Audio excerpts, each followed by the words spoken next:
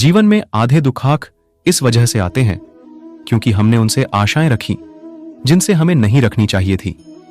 जीवन में समय चाहे जैसा भी हो, परिवार के साथ रहो। सुख हो तो बढ़ जाता है और दुख हो तो बढ़ जाता है।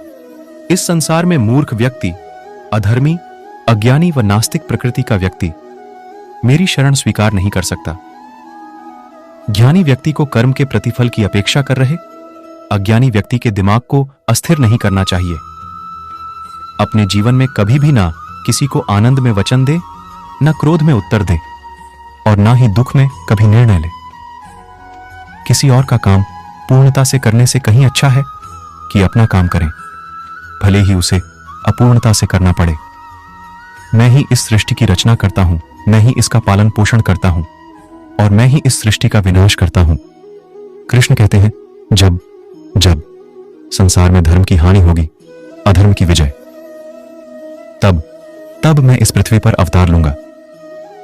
अमीर बनने के लिए एक एक क्षण संग्रह करना पड़ता है, किंतु अमर बनने के लिए एक एक कण बांटना पड़ता है। जिंदगी में सब कुछ खत्म होना जैसा कुछ भी नहीं होता। हमेशा एक नई शुरुआत हमारा इंतजार कर रही होती है।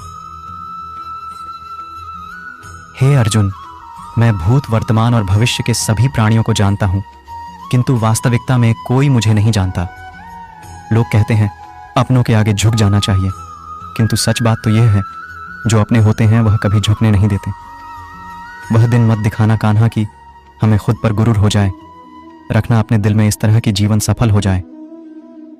वह जो सभी इच्छाएं त्याग देता है, मैं और मेरा की लालसा तथा भावना से मुक्त हो जाता है, उसे शांति प्राप्त होती है। हमेशा छोटी छोटी गलतियों से बचने की कोशिश किया करो, क्योंकि इंसान पहाड़ों से नहीं पत्थरों से ठोकर खाता है। शांति से भी दुखों का अंत हो जाता है और शांत चित्त मनुष्य की बुद्धि शीघ्र ही स्थिर होकर परमात्मा से युक्त हो जाती है। अपनी पीड़ा के लिए संसार को दोष मत दो, अपने मन को समझाओ। तुम्हारे मन का परिवर्तन ही तुम्हारे दुखों का अंत है। श्री कृष्ण कहते हैं, एक बार माफ करके अच्छे बन जाओ, पर दोबारा उसी इंसान पर भरोसा करके बेवकूफ कभी न बनो।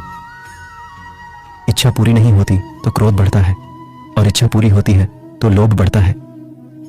इसलिए जीवन की हर स्थिति में धैर्य बनाए रखना।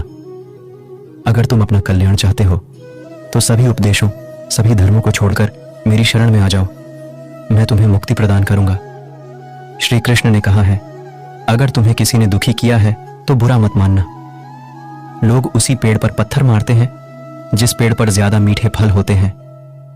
अंतकाल में जो मनुष्य मेरा स्मरण करते हुए देह त्याग करता है, वह मेरी शरण में आता है। इसलिए मनुष्य को चाहिए कि अंतकाल में मेरा चिंतन करें। यह सच बात है कि भूल करके इंसान कुछ सीखता है, परंतु इसका यह मतलब नहीं कि वह जीवन भर भूल करता। अगर आपको वीडियो पसंद आई तो लाइक, शेयर और सब्सक्राइब करें और कमेंट में जय श्री कृष्णा लिखना ना भूलें। हमारा टारगेट है 1K फैमिली। जल्दी कंप्लीट हो जाए। सपोर्ट करें और इस चैनल को ढेर सारा प्यार दें। सब्र करो, शुक्र करो और लाइफ में आगे बढ़ो। जय श्री कृष्णा।